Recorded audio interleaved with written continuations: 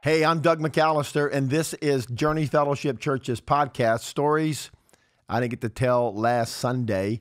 And we're going to be joined today by my son, Cade McAllister, who is also the media director at Journey. And Cade and I have a few stories to tell. Stories about Cade's childhood. I'll try not to embarrass him too much, and maybe he won't embarrass me too much, but we got some really good stories to tell. And Cade also produces all of the online content for Journey, not only the Sunday morning online campus, but also he does all the support for the app and for the archives of all the sermons and all the support stuff that happens throughout the week at Journey. So, yeah. Good to have you here, Cade. Good to be here. Yeah, let me start out with one story. This one's kind of special to me, and you can butt in whenever you want to if you want to just join the conversation. When Rachel and I first sensed the call to plant this church in 1996, we were in Amsterdam on an outreach, and when we got back, we both had this sense that we were called to plant a new church and didn't know how to do it and was really scared about doing it. And it would mean pulling up our roots and leaving our home church and moving to a different city and starting our whole life over, which is a frightening prospect on its own, to quit your job that you've been there, serving for 10 years, to move out of our home that we've been raising our kids in, to leave our schools and our parents. All of that factored in as enough. And then we discovered in the process that Rachel was pregnant. No better way to plant a new church than when you quit everything and leave your city and find out that you're expecting another child. And that baby was Cade. That's right. It was Cade. I remember that. Yeah. You remember that? Yeah. So it made things a little scary. So, Cade, you've been with us since the beginning. Day one. Day zero. Even before we planted the church, you were there with us, and so we moved to Slidell. We planted the church. We started as a small group with about 17 or 18 people, and we made a new home. We rented a house, and we moved our family. And then when it came time for you to be born, we were trying to decide on what we were going to name you.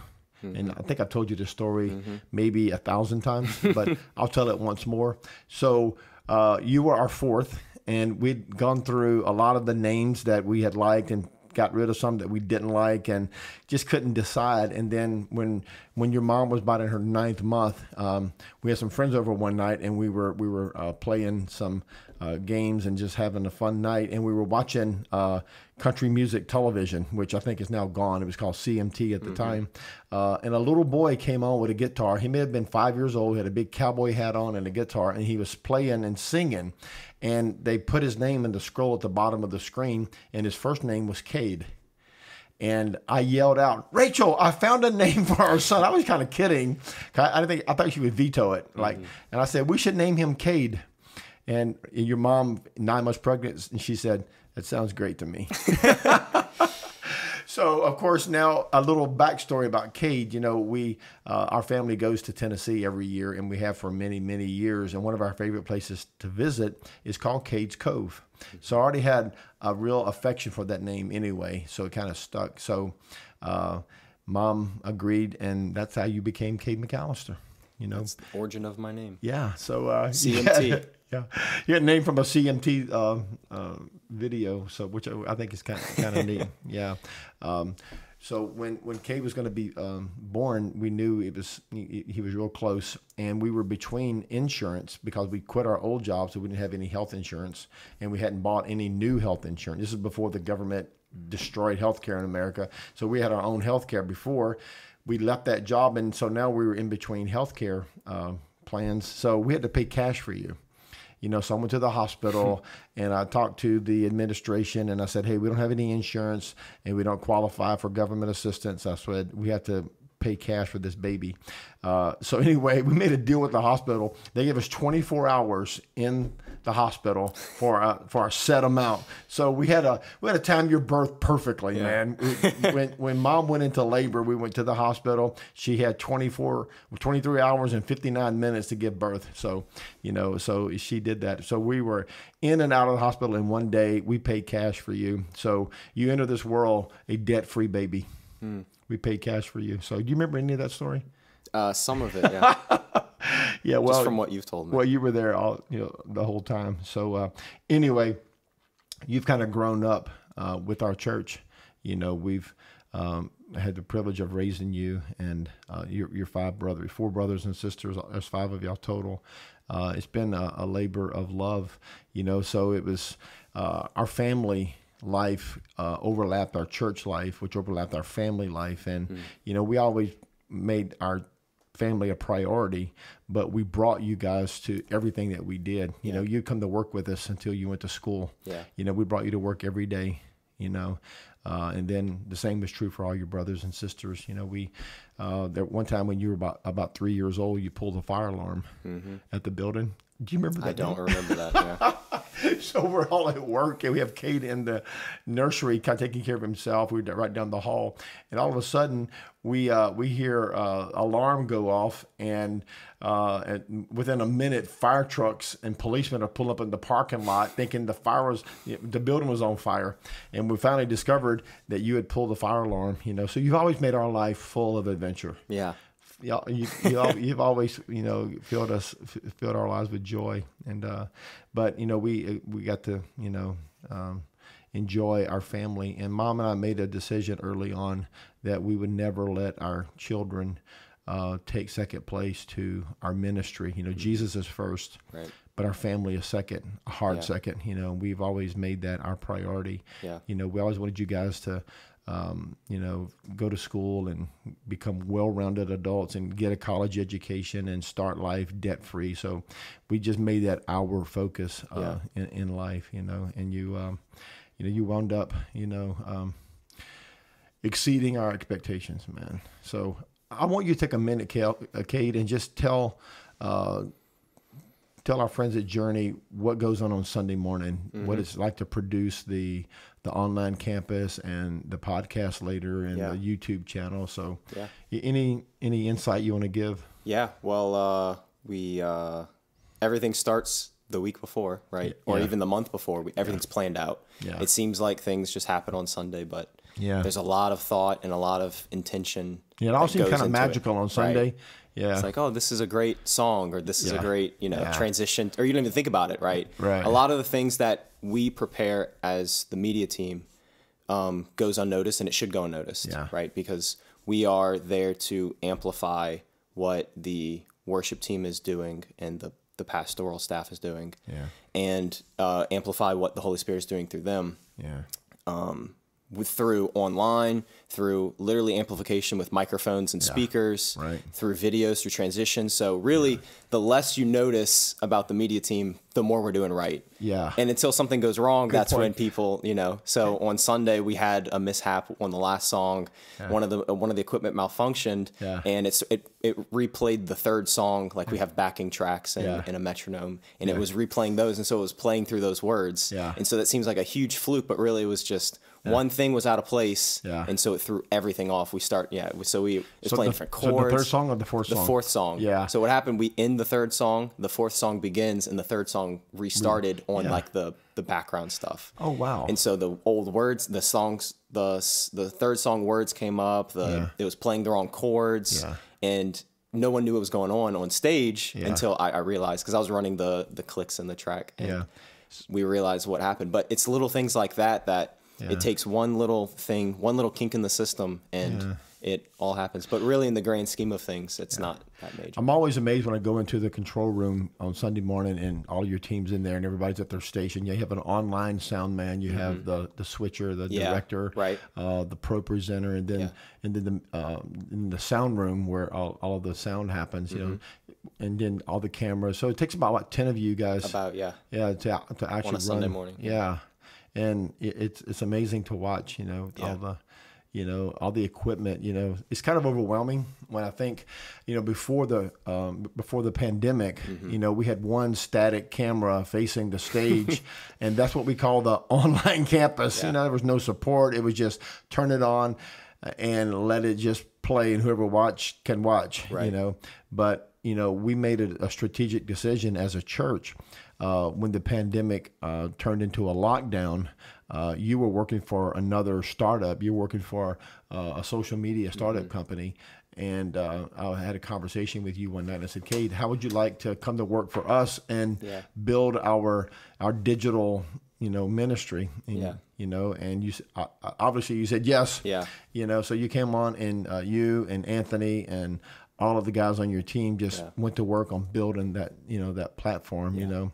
How much equipment did you have to build or buy or network? What was that like, kind of building that structure from the inside? Well, I kind of understood, the general gist of what we needed to get done. And we had a lot of stuff. So it was really just moving stuff and putting it in the right place. But, we didn't have to get too much, some cameras and here and there, but it's interesting to see, how churches approached the pandemic, and a lot of them went online. And some of them are exclusively online, even still. Right. And then I just appreciate that we never shut our doors. And even though we, really bumped up our online presence, we never said no to anybody coming in. Right. We never closed. Any day, yeah, you're right. We never closed down, but probably 90% plus of our church moved to the online campus. At one point at the height of the pandemic, we were having a couple of thousand viewers online. To go from before the pandemic, we would have 20 people watching to have 2,000 people watching was a huge shift. And I don't know what we would have done as a church. In fact, probably around the world, churches were forced to go online. Have you heard any talk about churches, generally being forced to learn how to do that? Yeah. Well, I mean, some churches still don't have websites yet. They've found their way on Facebook to stream. Yeah. I mean, it really just takes a camera or not even a camera, a phone. A lot of churches, just use their phones. It's like maybe the Lord, used this terrible pandemic to really push the church into, the digital world. Yeah, definitely. I don't know if this is true or not. I've heard talk of this and I hadn't been able to verify it, but I heard that last Easter, there were 2 billion people tuned in online to church. Which is, that's incredible. If that's true, I don't know if that's counting all platforms and all the internet. It may be an estimate, but if it's just 1 billion, that's just incredible. That never before in the history of the world have believers all gathered at one time to worship the Lord. It's amazing. It's made possible by, this online ministry that we were forced into. Right, but with everything with technology, it's always a double-edged sword.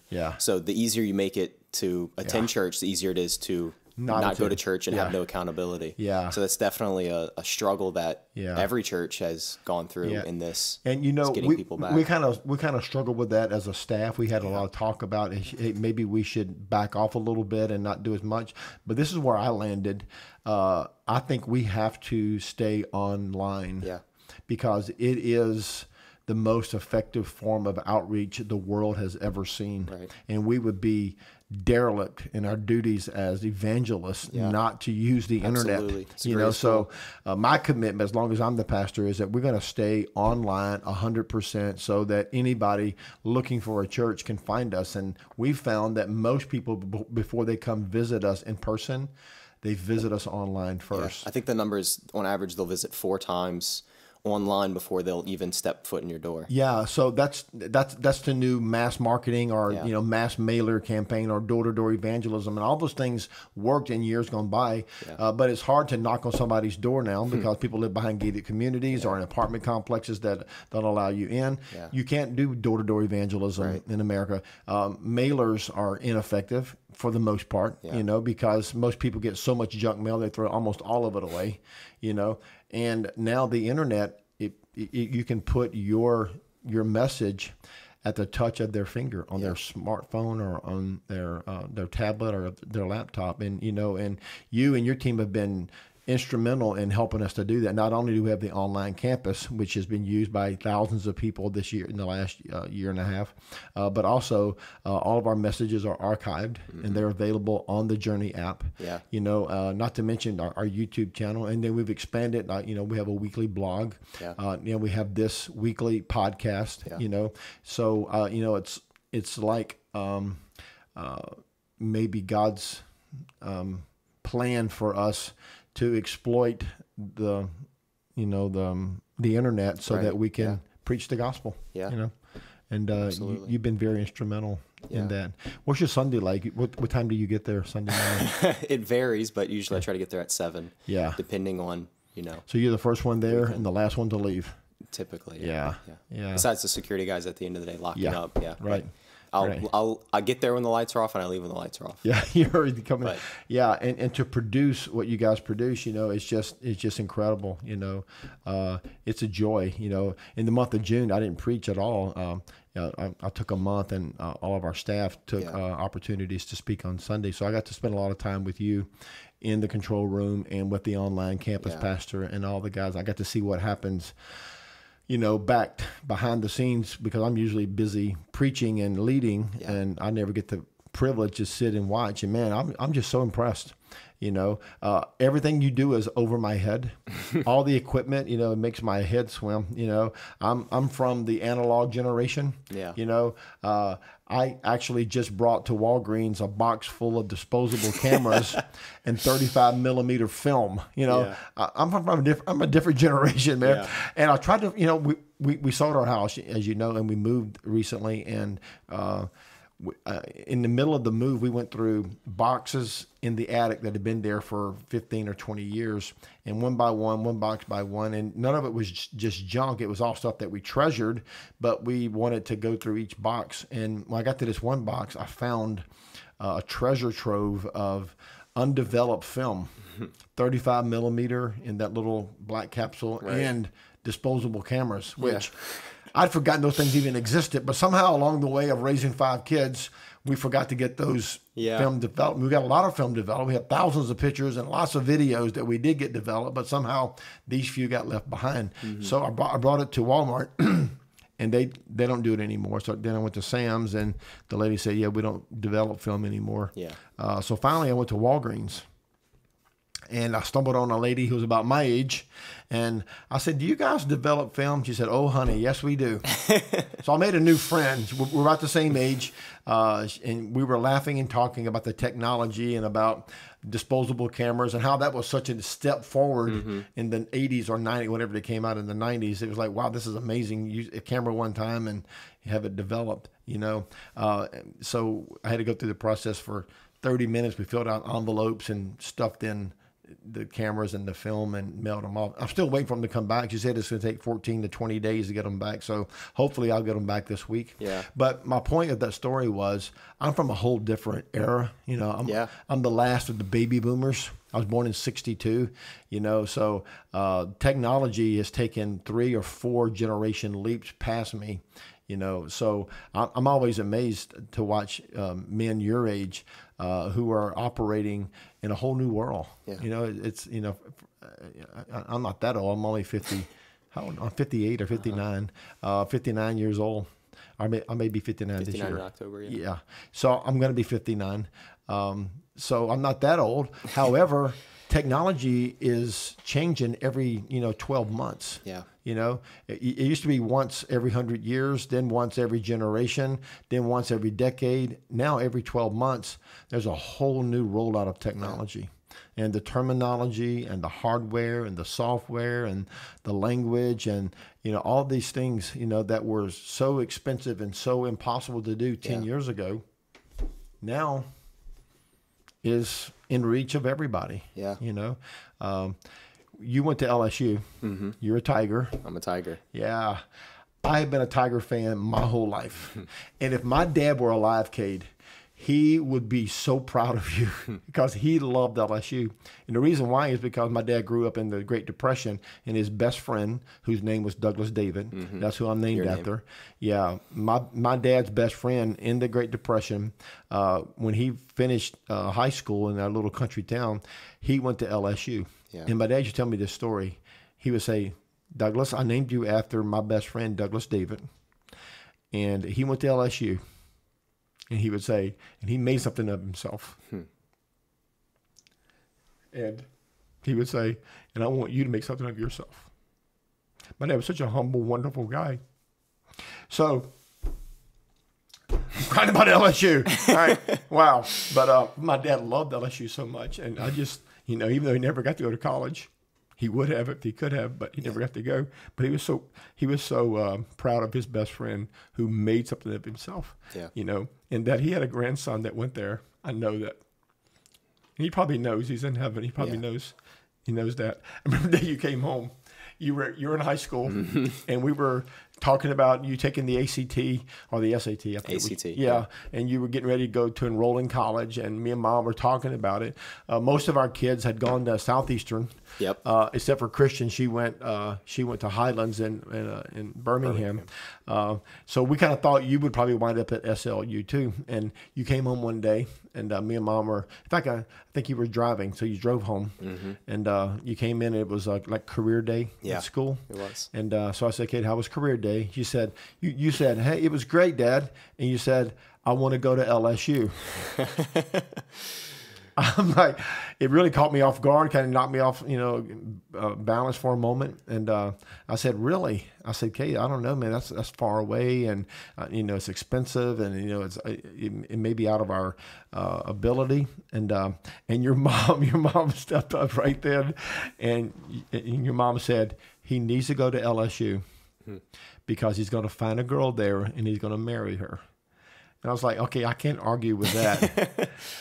So you went to LSU, it was hard to let you go because that's a long way. We were living in Slidell, Baton Rouge is, 90 miles away, and it was hard to let you go. You wound up living off campus in an apartment, and that's really where you became a man. Yeah. I remember the first night you went to the LSU football game. You were, I guess, a sophomore or freshman. I was a freshman, yeah. You're freshman, yeah. So that night you were going to go because you got tickets. The students get tickets for so cheap. How much did they cost to get tickets? I think it's $89 for a season.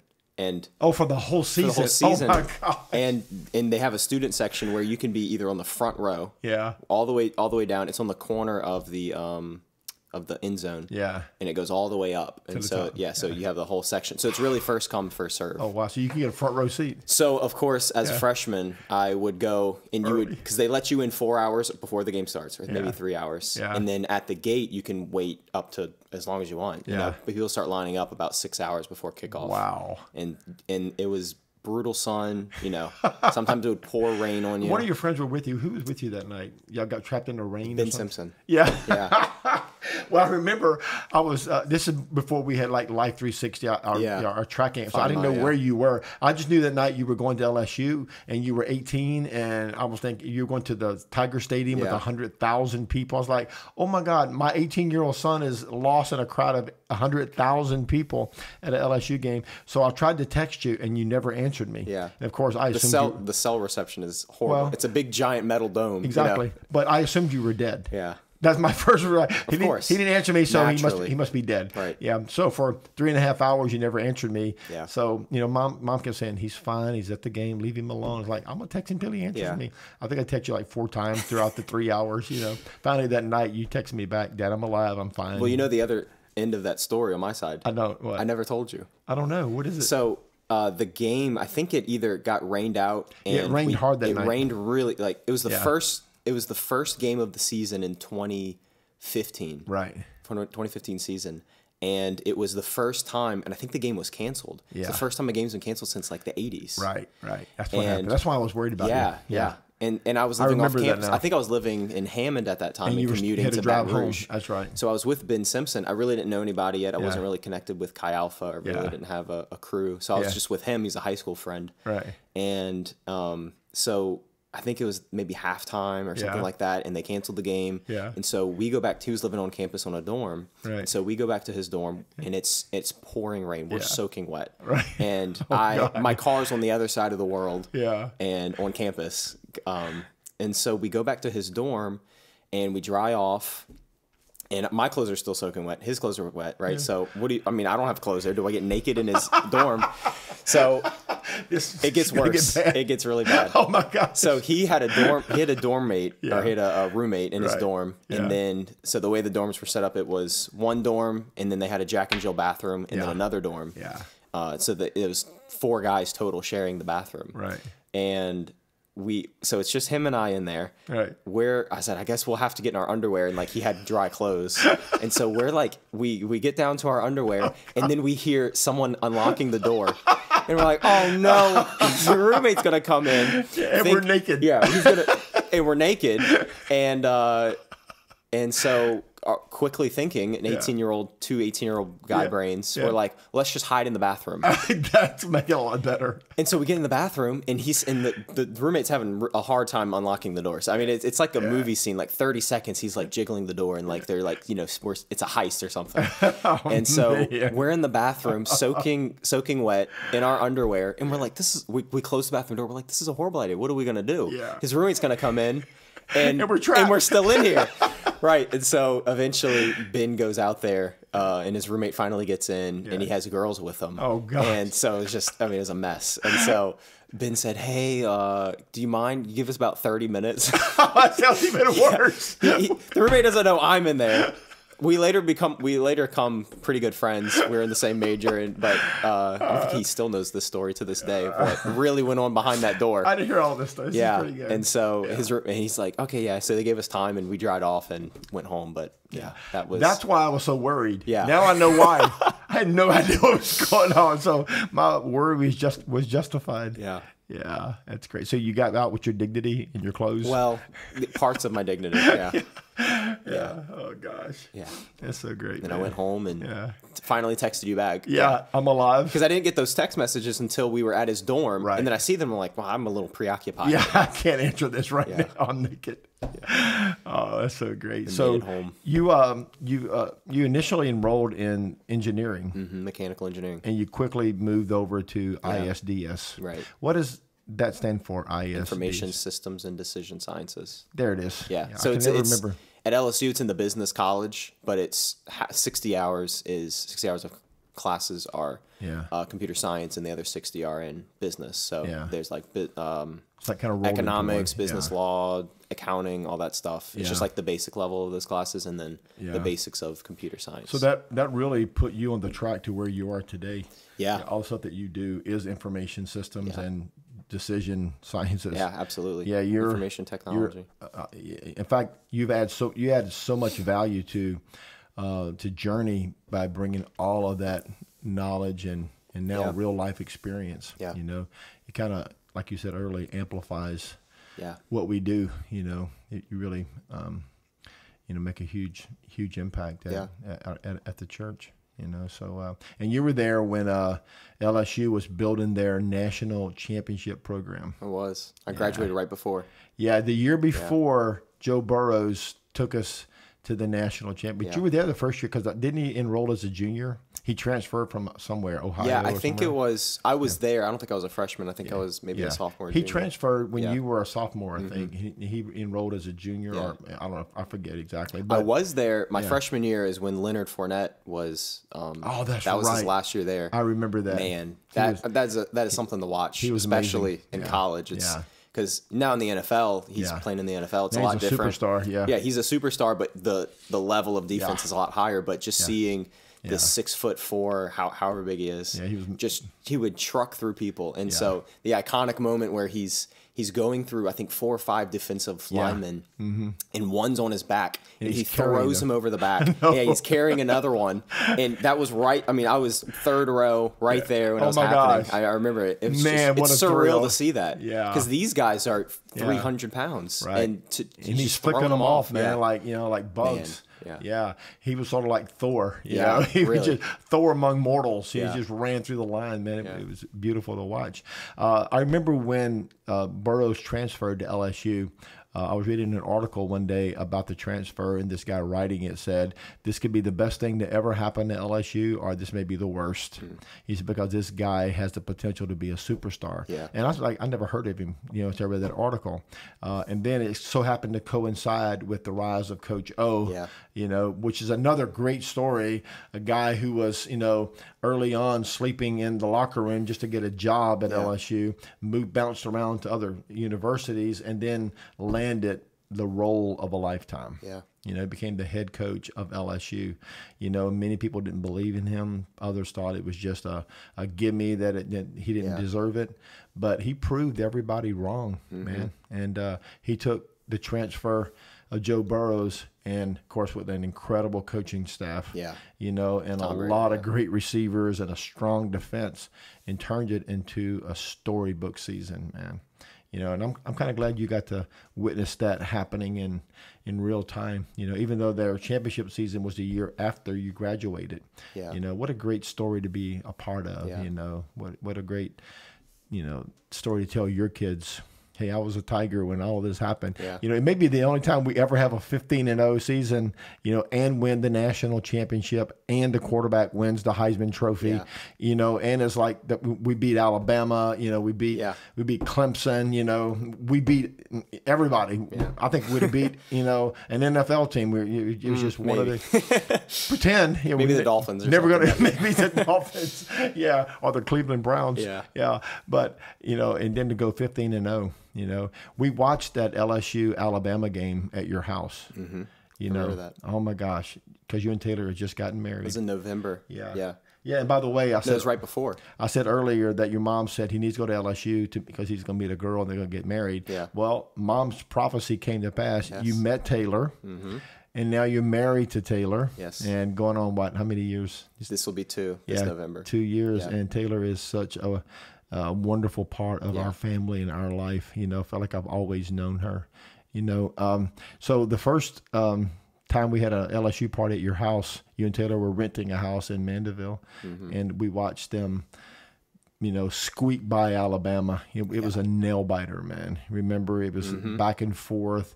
Alabama scored like a 90-yard touchdown in the last few. It's like, oh, they're going to come back and beat us.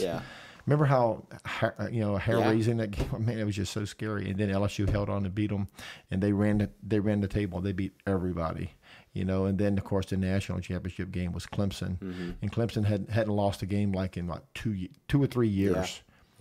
They were undefeated for 3 years or something ridiculous like that. So they were the favorite. You know, they're going to beat, you know, it was Tigers versus Tigers. LSU was probably going to lose to Clemson. And the first quarter was pretty close, you know. We showed that game the other day for Father's Day. We did, in the parking lot. We did. We had a parking lot party, so we put the LSU game on the big screen out in the parking lot. And in between serving food, I was watching the Clemson game. You know, the first half was pretty close, and then LSU blew it open. You know, so what a wonderful story, and I'm so grateful for all that you learned at LSU. Absolutely. And for all a lot of preparation. In school, and then Chi Alpha. And LSU Chi Alpha was instrumental. Absolutely. In shaping your spiritual life, you know, and that's where you and Taylor met. That's where we met. Where Taylor got saved. Yeah, Taylor got saved at Chi Alpha, and then y'all met. Did y'all meet one night? Y'all were like on a group date with other friends at Chi Alpha or something like that? Yeah, well, really, the beginning of the relationship started, she was in civil engineering, which she didn't care about at all, really. And then I was in mechanical, but a lot of my classes were like a semester a lot further along than her. So I had taken all the classes that she was currently in, so I was tutoring her. So I would tutor her in, you know, physics and calculus or whatever during, you know, in the library. That's where it started. So the friendship kind of blossomed from there. But we met in Chi Alpha, and we actually looked back at it, and we were in the same exact. Our very first college class was chemistry at 7:30 in the morning. Monday, Wednesday, Friday. That was our same class. We're in the same class. It was a 300-person auditorium, so we never knew. But we were looking back at it. We had the same professor, I love that. Same time, same class. It was our very first college class. You guys had chemistry from the first day. Exactly. Yeah. I haven't heard that before. You had chemistry, man, and you still have chemistry. You guys are perfect for each other, man. It's absolutely. Like, Taylor's answer to prayer. I remember as a little boy, in fact, one of the first prayers we ever prayed over you, we laid hands on Mom's belly, and we prayed for your wife. Yeah, and here she is. And Taylor is an answer to prayer. Absolutely. Man, she is just such no other way to explain she's a gift from God. We love her so much. And I just love that you guys met at LSU. You graduated together. It's the same semester? I graduated a semester before. A semester earlier than she did. Yeah, because you took like 900 hours in one semester. 24, yeah. Yeah. You came home one day and said, I'm going to take 24. I was like, Cade, that's not even humanly possible. Yeah. Well, it's not even possible. They wouldn't even let me. Yeah. I had to, because you have to get an appeal. Yeah. So it was 18 hours I took. And then I had to appeal to take 21 the next semester. And then I had to appeal to my counselor to take 24. I was just motivated to graduate because it was either, graduate on time and take, the last semester with 2 or 3 classes. Or I could, really work hard and get out. 18, 21, 24, all in 3 semesters. Yeah. So you did so like I took half my course in 3 semesters. Or half my half of your degree in 3 semesters. Yeah. And you still graduated, high in your class too, with great grades and it wasn't easy, but I don't know how you survived it. I look back, I don't know how you did that, but and then Taylor graduated the next semester right after you. She did. Yeah, and you went to work. You got a job offer right out of college, and they wanted to move you to Kansas City. And I was moving. Oh, man, I didn't want you to go. I had the apartment. Everything in me was saying don't go, but Mom said don't say anything. Mom's always very wise because I always want to butt in address the problem. Yeah, Mom's like, no, don't say anything. Let the Lord open the door or close the door for him. So you had rented an apartment and we just get ready to move, and my heart was just broken. And but I knew that you had to grow up and do what you had to do. And at the last minute, the things changed and they offered to let you work, from home, which is before the pandemic. That was kind of a rare opportunity that they gave you to work from home, and now it's pretty common. Everybody works from home lots of people work from home, which kind of makes you wonder all those years when we were all commuting to work and we could have been at home the whole time. It's a lot of wasted driving hours. Right.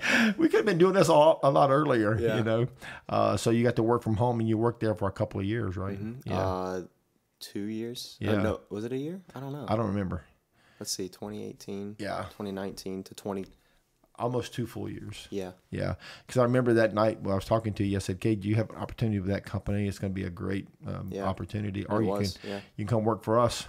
And you and Taylor decided you'd come work for us. And man, you've made such an impact in helping us to build, our digital ministry. I think we call you the what title did we give you? I don't know. Yeah, we don't. If it has electricity, media director. Yeah, if it's powered, you're responsible for it. Yeah, I think we call you the media director. But you do so many things, and on top of that, you drum also. You're an incredible drummer. We were talking about LSU. Chi Alpha. Yeah. That's how we got down this rabbit trail. But you really connected to Jonathan. We love Jonathan and Allie so much. And all the guys at LSU Chi Alpha have made such an impact in your life and in Taylor's life. I'll always be grateful. The first time you met Jonathan, we were having breakfast, me and Jonathan, at the Corner Cafe in Ponchatoula. You remember this? The Berrytown Cafe? Yeah, Berrytown the Corner Cafe, right. So I called you, hey, Cade, I'm having breakfast with the LSU Chi Alpha director. Come meet with us. You're like, okay. It was kind of awkward, Of course. Like, I don't want to meet this guy. I don't know who he is. But he became your mentor, spiritually, and really shaped you spiritually. And he took you to Ireland. Yeah. Remember that trip? Yes. Anything you want to tell us about Ireland? Anything jump out? Yeah, that was a culture shock because before you always take all of your kids on a mission trip of some sort, right? Whether it's out of the country or in the country, right? Their senior year of high school, our senior year of high school, right? And you took me to Argentina to Luis, right? And that was very eye opening to the world and to just the ministry there. Remember getting stuck in Miami airport? Yes. That is a third world country. Is that crazy? Yeah. Okay, so let's get back to your story to Ireland in a second. Let me just tell this one. So Cade and I are going to Argentina, and you got to go through Miami. Yes, we went and to then Miami. It takes like almost a whole day to get to Argentina, which is, you think it's especially where we went, we had to take another 50-person plane. Like 3 flights to get there or whatever, you know. So anyway, we're in Miami. waiting for our flight, and everything's in Spanish, and primarily in Spanish. Yeah. There's like it's not subscript of Spanish. It's Spanish. In Spanish, and then sometimes there's English translations underneath it. So we're in Miami. We're waiting in this real busy gate, waiting for our plane, and then there's an announcement that comes over the loudspeaker that's in Spanish, and then it's interpreted in English. So I tuned out. I wouldn't even listen to it. And you said, "Dad, that man just said your name." Yeah. And I said, "Are you sure?" And they said, Doug McAllister. Yeah, he's like, "I don't think that's my name." He said, "I'm pretty sure that's you. Yeah, you need to go to the desk." So we went up there to the desk, and you said, "Hey, did you call my name?" And the lady said, "Yeah, they're moving you to a different flight." Yeah. So we had to change gates, and it was going to be like in 15 minutes. It was on the other side of the airport. Yeah, it was like, so we ran. Humanly impossible to go from this gate to that one in 15 minutes. She said, "You need to go now." So you and I took off running with our carry-ons, and we're busting the airport is just packed out. There's thousands of people there. We're running, man, through the airport. And then we come up to this wall that it was under construction, and they had detours everywhere. Yeah. So one guy said, "Y'all need to get on the train. So we got on the train to go to the gate. And when we sat down, the train started going the opposite direction. Yeah. And we're like, "Wait, we just came from there. We're never going to make it." And then the most incredible thing happened next. So we're sitting there, and you and I are just laughing at our predicament. We're going to be late. We're going to be trapped in the airport. We have no idea where we're going. No idea how to get there. Yeah. Across the aisle on the train is a lady sitting there, and she says, "What are you guys laughing about?" And I told her, and I said, "Well, we're supposed to be at one gate, but the train's going in the opposite direction, and then we're going to miss our flight, and we're just laughing at our predicament." And she said, "I know a shortcut." And I was like, "Excuse me?" She said, "I know how to get you there on time." I said, "Are you serious?"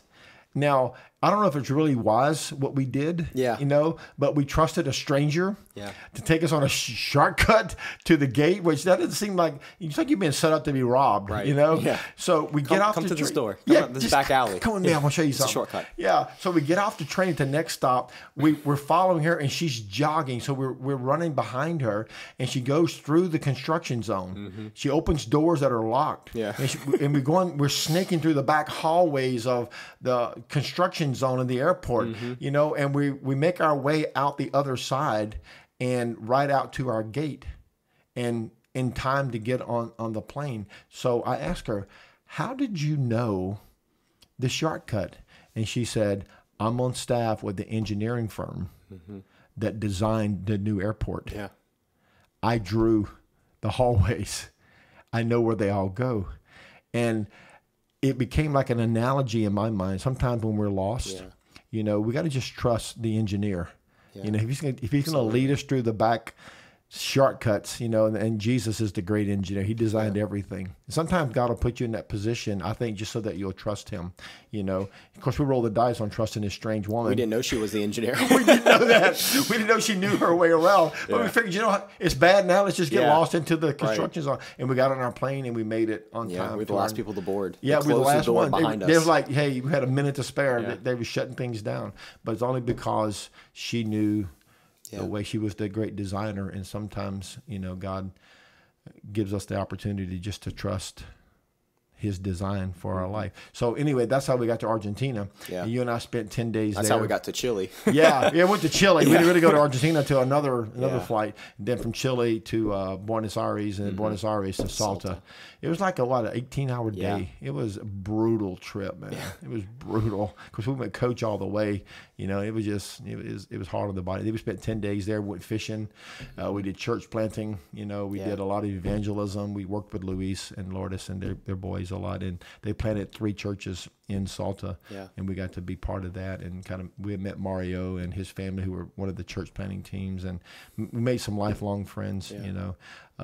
And so out of that, when you got to Chi Alpha, then Jonathan arranged the trip to Ireland, and he invited you to go. Yeah. Yeah. And you had to raise your own money to go. You raised like $2,000. $2,000. Yeah. Right. Any stories from Ireland you want to tell? Anything? There's a lot of stories from Ireland. Anything good you can share? I'm gonna have to think about that. But leading up to Ireland, you know, Jonathan was just developing me as a leader and just really discipling and pouring into me. Yeah. Because that was towards the end of my college career. Yeah. But before then, he kind of just let me just be me. You know, like he gave me free reign to drum and help out with the music ministry and worship. And then he really pushed me to things that I would have never done on my own. I'm not the type of person to go out and make disciples.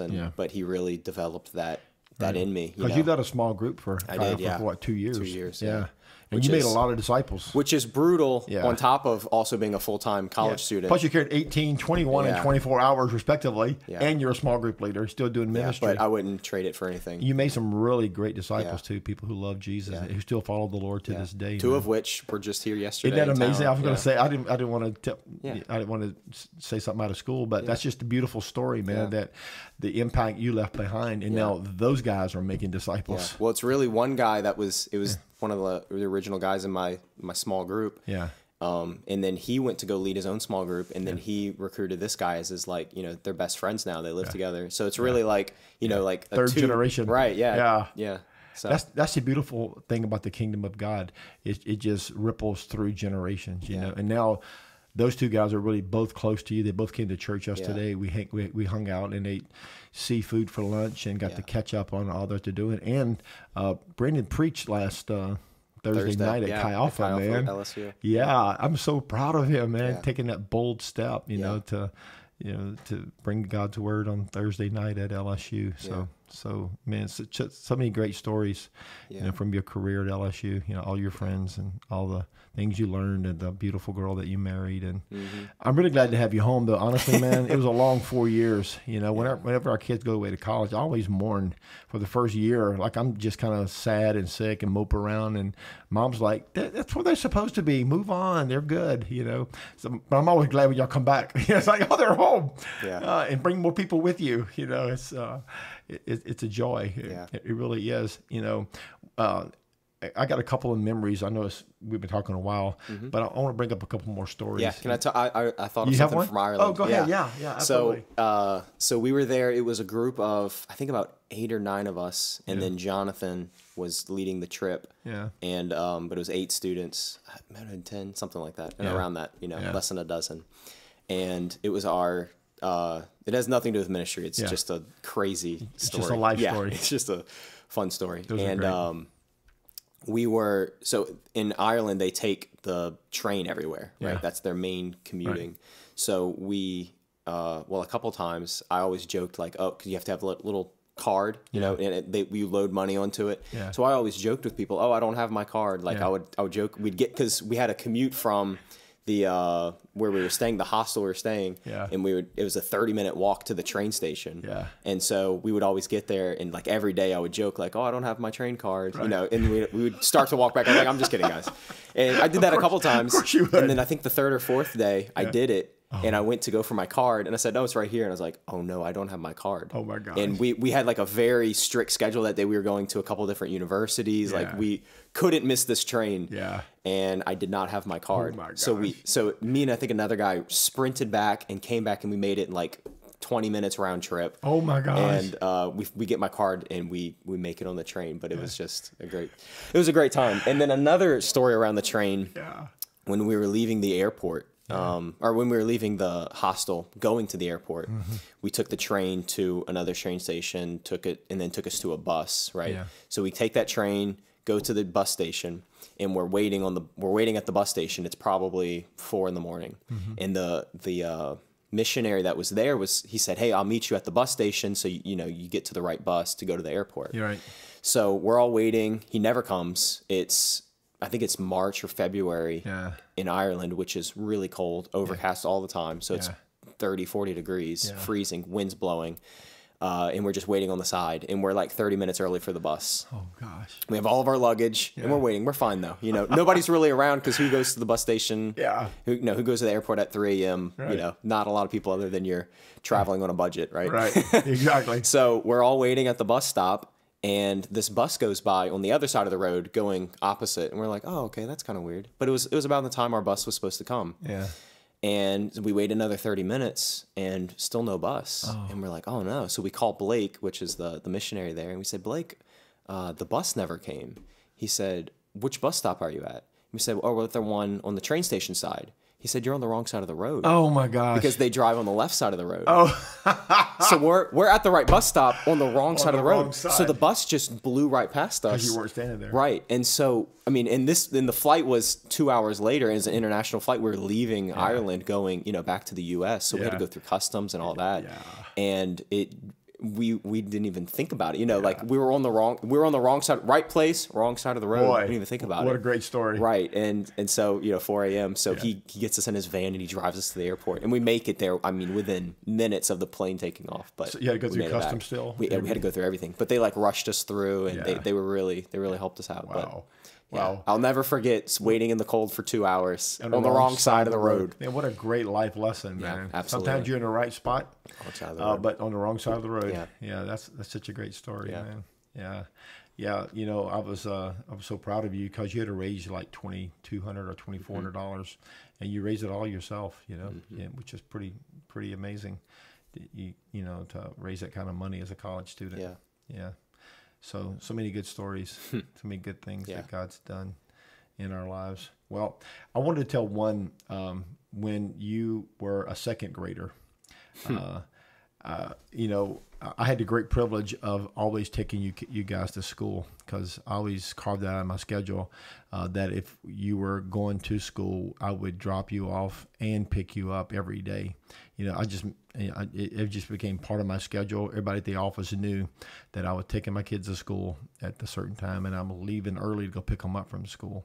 That's just one of the values that I held real close. So when you were a second grader, we enrolled you in public school, and you flourished, man. You did so good. But because we had other kids that I was driving, I would drop you off first. So we would leave the house sometimes like at 6:30 in the morning, and we'd always stop at McDonald's. Do you remember this? Absolutely. Yes. Get a cinnamon roll. One of my play exactly. Monopoly. One of my sweetest memories, because they had this big Monopoly game going with McDonald's that you would collect pieces for every product you bought. Do they do that still? I hadn't seen one in a long time. But you had the whole card and you were collecting pieces, like all the Boardwalk and Park Place and all of the little names of the streets on Monopoly that you would collect them. And of course you're always one short because they didn't print any Boardwalks or Park Places because you had St. James Place and Baltic Avenue. We had 1,000 of those, but no Boardwalk. But the point of it was the game. Right. So every morning you'd say, hey, let's play Monopoly. So you and I would go through the drive-through and we'd order a cinnamon roll and a Coke, and we'd get some playing pieces, and you'd peel them off the side of the cup and off the box, and we'd play Monopoly, and then we'd go to your school, and we were almost always first in line. Yeah. Because once I dropped you off, I had to go back and get Gabrielle and Christian ready for school, and some of the other kids. I think maybe Ryan was already driving at that time. So anyway. And Cam was a preschooler. He was still going with us. Yeah. So we'd be the first one in line, and then at 7:30 or 7 o'clock, I can't remember which now. Paul Harvey would come on the radio. Remember Paul Harvey? Yeah. Unfortunately, Paul Harvey's gone now. But he would always do the rest of the story. And man, I loved Paul Harvey's storytelling skills. And always, was always inspired by the story because he would save the reveal to the very last line, the person or the event, and then he would say, and that's the rest of the story. Yeah. So when that happened, it was time for you to get out. You know. So we'd play Monopoly, and then after Monopoly's over, we did a game of Hangman. So we would. And what a great game to teach your 8-year-old. Look, if you guess this word, I won't kill you. Yeah, a horrible game, but we play Hangman. Yeah. And then we fill in the words, and then we listen to Paul Harvey, and then you would go to second grade. That's cool. Those days go by too fast, man. I mean, you blink your eye, and the little things in life turned out to be the big things. The important stuff. Treasure that. One last story I want to tell, and that is the thing that you invented after we evacuated to Tennessee. Mm-hmm. Do you remember Hurricane Katrina? I do remember. That was like 2005. I was in the third grade. So you were 10. You were 9 or 10 years old. Yeah. So you were old enough to be aware of what was going on. So in 2005, in case you don't know, which who doesn't, but 2005, Hurricane Katrina, a Category 5 storm, came up the Mississippi River and made a direct hit on Slidell, and it destroyed our community. Leveled us. There wasn't a house or building in Slidell that wasn't damaged. It was like somebody dropped a nuclear weapon. The day before she hit, there was a mandatory evacuation by the city, and it was a wise decision that our mayor made. So me and you and Mom and all the other kids loaded up our 2 cars. We had a Suburban and a little Chrysler convertible. We loaded up everything we owned in those 2 cars that we could bring, of course, and all of our kids. And we evacuated that night. I guess it was Sunday night, if I remember. And we drove all the way to Birmingham, and there were so many people evacuating that the interstate was turned into contraflow, which means both sides of the interstate were all exit lanes. There's probably 1 million people they estimated that was evacuating, through all the interstates out of Louisiana that night. And every time we would get to a new town, we would stop and try to get a hotel. And we drove all the way to Birmingham before we found a hotel. And the hotel that we found only had 1 room. So all 7 of us spent the night in that room with 1 bed. So everybody's on the floor. Mom and I slept on the bed, and all the kids bedded down on the floor. And then we all got up the next morning, got showered and dressed, and continued our evacuation. And we wound up in East Tennessee, and which is like our second home.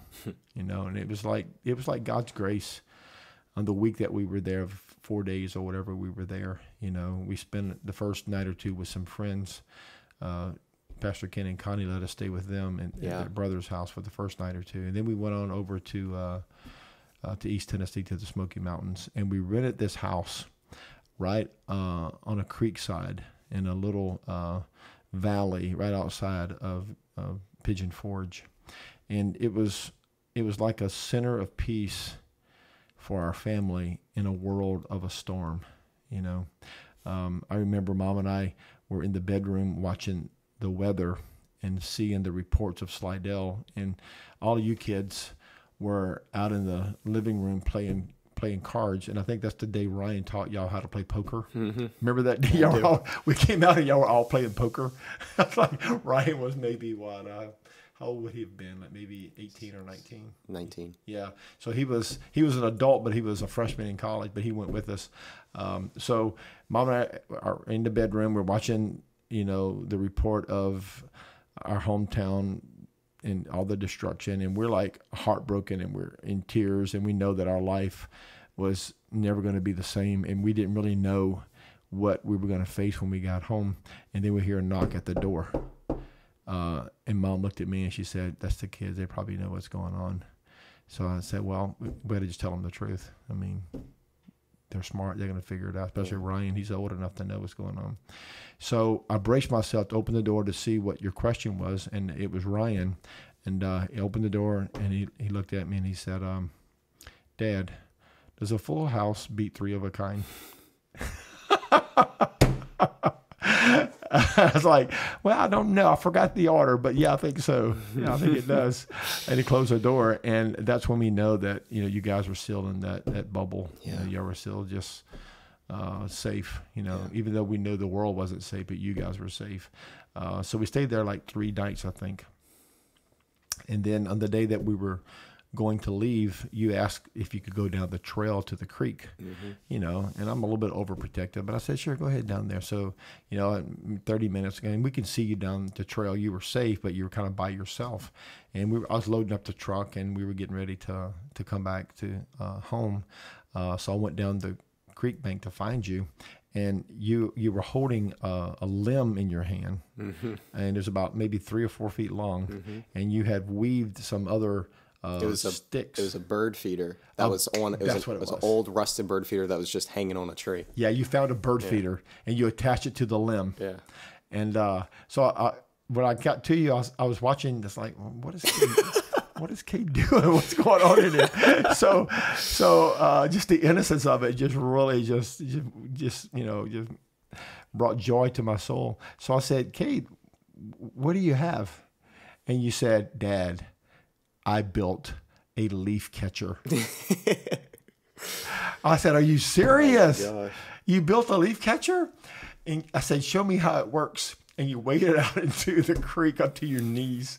And as the water was running by, you were catching leaves and dumping them on the side of the bed. It was like a shovel. I made a shovel. You made a really bad leaf shovel. Catcher. Oh my gosh, that brought so much joy to Mom and I. We still talk about that sometimes. Like, remember that day Cade made a leaf catcher? Our world's over. Our life is done in Slidell. But our son just brought us a ray of hope and sunshine. And you've been that way so many times in our lives, and it's been one of the great privileges of my life that, that we get to work together. I never would have dreamed that would have happened, and I love every minute of it. In fact, I wish all of my kids could work for me. But it's a joy that you do and that Christian does, and it's just so good. On Sunday mornings, it's like, I don't know, it's such a celebration in my own spirit when I see, Christian and leading worship, and you leading media or playing the drums, and Cam on the piano, and Mom leading worship. It just reminds me that we've always done this as a family, and we love Jesus first, but our family's a tight second, and it's just such a joy, that we get to do it together in our church that we planted the year you were born. When I was planted. Yeah. Yes, exactly. The same time. The time that we were creating you. Oh gosh. Jesus was creating a brand new church, and it's been such a joy. So, well, we're going to wrap it up. I know it's been a long conversation. Any stories you want to tell before we close out? Anything you want to say? We've said it all. No, we've got a lot more stories. Yeah, we have 1,000 more. I'm sure we'll do a part 2 or 3. Yeah, we should do a couple of more, because I got a whole list thing that we can talk about. But sure enjoyed spending an hour with you. Yes. Thanks for joining me on the podcast. You produce, it really is your work. I just sit here and talk a lot, but you do all the real work that makes this happen. And we're glad that you joined us today for stories I didn't get to tell last Sunday. This is our weekly podcast. I'm Doug McAllister, pastor at Journey Fellowship Church in Slidell. You can watch some of the past episodes. They are all archived on the Journey app. If you don't have the Journey app, you can download it for free at your app store. Just search for Journey Fellowship Church app, and you can download it to your smart device. Not only can you see the podcast, but also past sermon series, maybe a couple of years worth. 4 years, I believe. 4 years worth of past sermons. So if you want to... And they only increase in quality. Our early technology Start with the webcam. Before Cade came on the scene, it wasn't quite as good as it is now. And he's making it better he and his team are making it better every week. But we'd love for you to download the Journey app. Also come visit us in person. If you live near Slidell, Louisiana, we have live worship. The auditorium is open, full children's ministry. 3127 Pontchartrain Drive in Slidell. We're directly across the street from the new Walmart. We'd love to worship with you. You can find out more about us at journeyfellowshipchurch.com. And I post a weekly blog on Thursday. It's an ongoing conversation that I have with my dog, Hatch. He is a West Highland Terrier, and he and I have some really good early morning conversations, and he's a smart dog. But we post that every Thursday, and we post a new blog weekly. I think these post on Wednesday night. Wednesday night. Yeah, so you can watch some of the past. But anyway, it's been a pleasure spending an hour with you today. And from all of us here at Journey, we want to let you know that we love you and that we pray for you often, and we would love to meet you in person. So come visit us at Journey, or at least join on the online campus, and let's worship God together. So this is Doug McAllister for Journey Fellowship Church with Cade today, and we've had a great time being with you, and we will see you next time.